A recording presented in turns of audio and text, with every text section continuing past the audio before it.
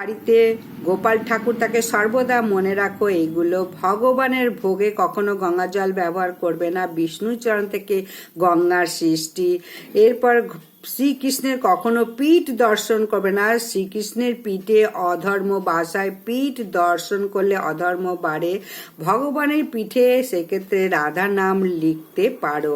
ভগবানের শ্রীকৃষ্ণের মাথায় অভিষেক করিয়ে সেই জল কোনো গাছে মাথায় ছিটিয়ে নিয়ে দিয়ে দাও। ভগবানকে অবশ্যই আয়না দর্শন করাও। ভোগ নিবেদনের সময় ঘন্টা বাজাও, ঘন্টা ছাড়া ভোগ গ্রহণ করে না। আর স্নান না করে কখনো ভোগ নিবেদন করবে না। স্নান না করার সময় পেলে আচমন করে তারপরে ভোগ নিবেদন করো। ভগবানকে অবশ্যই বাসি ফুল ফেলে দাও, ভগবানকে বাসি জামা কাপড় কখনো পরাবে না।